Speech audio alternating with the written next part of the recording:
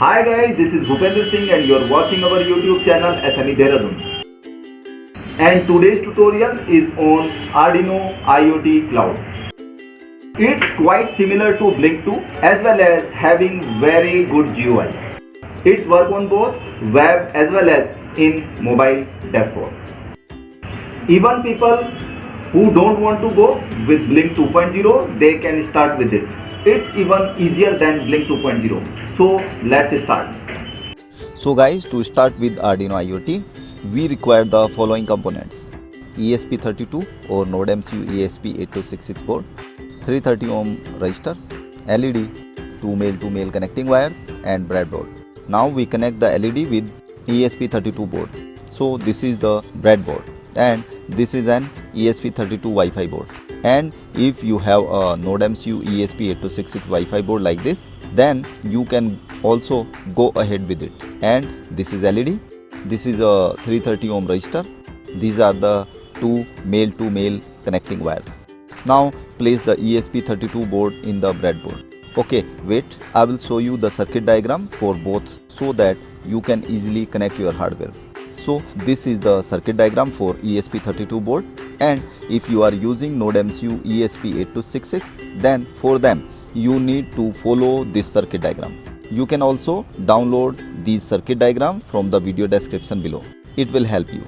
Now place the 330 ohm resistor in the breadboard. Connect the LED positive pin to one side of the resistor. Now take two male wires. One is brown and another is red. So connect the brown color wire to the ground pin of ESP32 board and another side to the ground pin of LED. Now guys, connect the red color wire to 13 number pin of ESP32 board and another side of red wire to the resistor. If you are still confused in connection, then take the reference from the circuit diagram. So our hardware part is ready for the program. I am telling you the interesting feature of the Arduino IoT. You don't need an Arduino IDE to install on your computer. It directly supports the Arduino web editor. And then a little worry thing is that Arduino web editor supports hardware only in Google Chrome and Mozilla Firefox web browser till date. But I think it's okay for everybody. So we go to the Mozilla web browser and open the Arduino IoT website by typing create.arduino.cc. This link is also available in the video description. So click on the sign in button. Here you have the option for login. If you already have an account with Arduino, then write the username and password and log into it. Otherwise, you can create your new account by clicking on create one. Once you signed in, you will see the dashboard like this, as we are using a free version of Arduino IoT. But if you want the premium version, then click on the choose plan. You can purchase a plan as per your requirements. Now we clicked here and we got three options: IoT Cloud, Web Editor and Manager for Linux. So we choose IoT Cloud by clicking on the IoT Cloud tab. Here we directly land into the Things tab. I will tell you the information about each tab here, but first we discuss the Things tab. In the Things tab, we define the variables for our input and output devices like sensor, LEDs, relays, motor, etc. that you can interface with your Wi-Fi board. Also, you will get the option to write the program. As we want to start our first project by controlling the LED, so you click on the Create Thing button. You will redirect to another three tabs inside. In the Setup tab, where you can add the variables for your input-output devices. So first we write the name of our project Things. Click on the Untitled, write your project name as My First Project. Now we click on the Add Variable button. Write the name of the variable as LED. Select the variable as Boolean.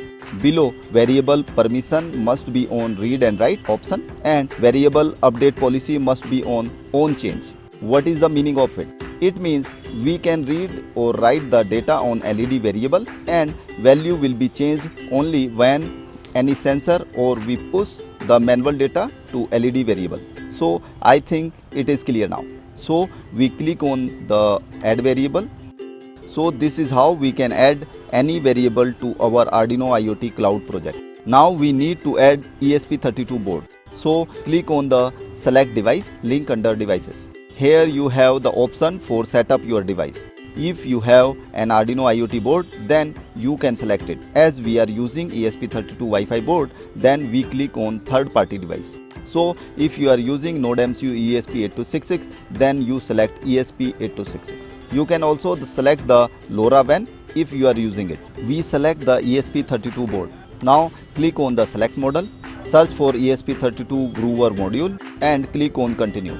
Now you write the name of your Wi-Fi board like ESP32 board and click on next.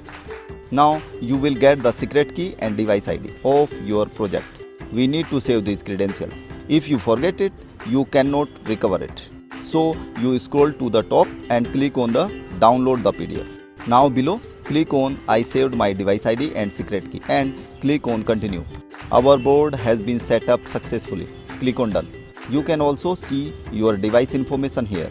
Now we need to select the network credentials. So click on the configure link. Here you write your Wi-Fi or hotspot name and password. We need to write our secret key for our device. So we open the PDF file of our secret key. Copy the secret key and paste here. Finally, click on the save button.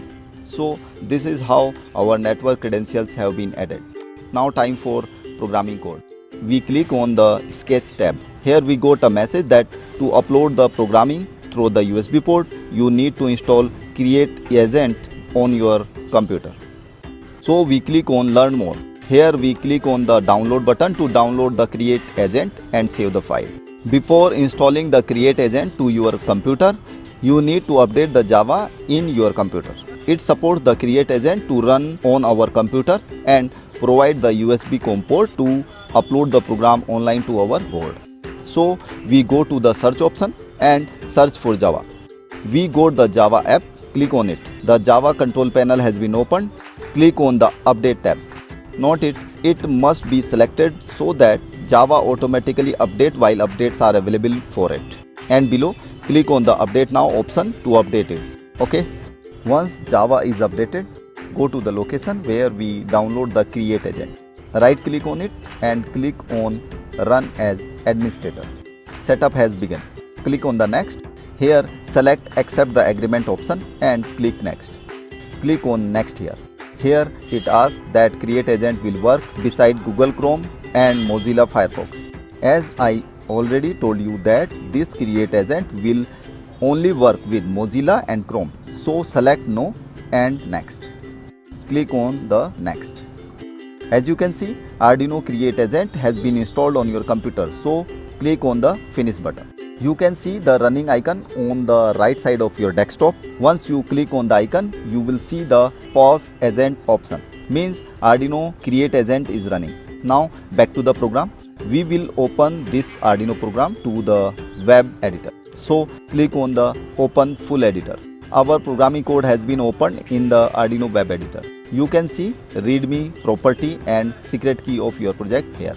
Now I am clearing all the unused texts that are not required. You can also download the programming code for this project from the link that is available in the below video description. You need to just open that code and paste it here. Now we take integer type variable LED pin and put 13 number to it because we connect the LED to 13 number pin of our ESP32 board. Inside the setup function, as we know that LED is an output device, so we define the LED as an output using pin mode command here. At the end of the code, you see the function void on LED change. This function will receive the data while we press the switch to control the LED. You do not need to do anything with this function. We do all the things inside the loop function as we do in the Arduino code. As we have taken LED as a variable to control the LED, so we compare here that if we receive high in the LED variable, then we switched on the LED using the digital write command. I am also writing the command to print the message LED high in the serial monitor using the serial.println command. And while we receive the low in the LED variable, then we switched off the LED by this command and also print the message LED low on the serial monitor. Our programming is finished for the LED control. Now I am connecting the ESP32 board to my laptop. As you can see, I have got my ESP32 board that is connected to the COM8 virtual port. Sometimes it will take time depending on your network speed. If you didn't find your board here, then you check that Arduino Create Agent must be running in your computer and Java has its latest update version. And still you are not getting it, then you need to update your window. It's totally depend on the window and Java platform. Please note it. After getting your board, you select it and click on the upload button.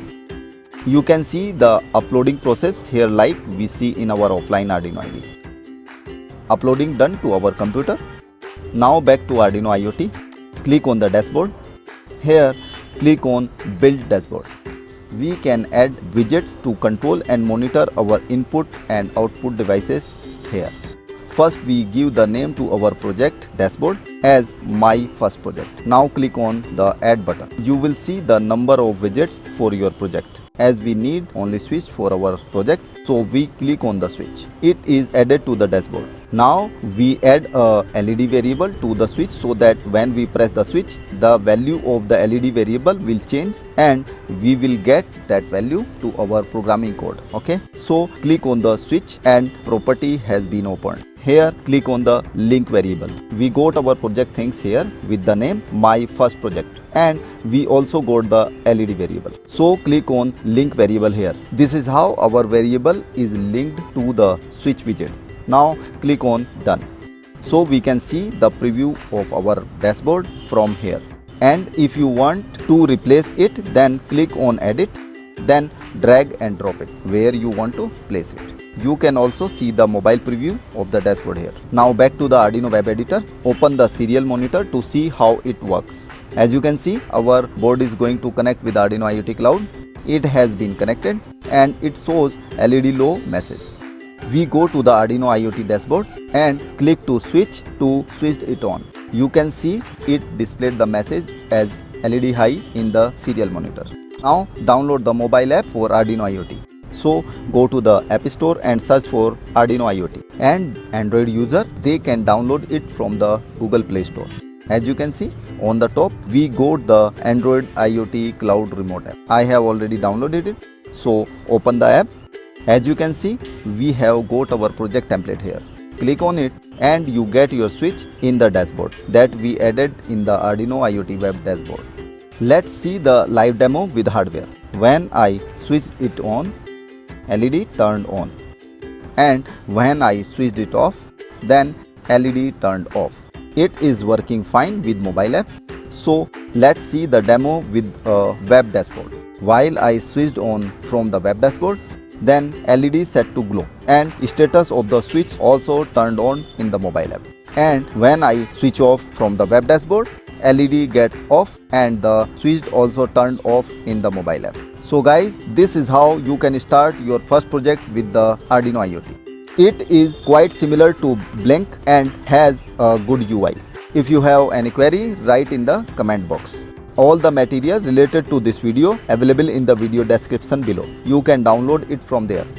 Thanks for watching. Kindly like, subscribe and don't forget to click on the bell icon to get the update of our every video. Share our channel and videos to your friends and social platform.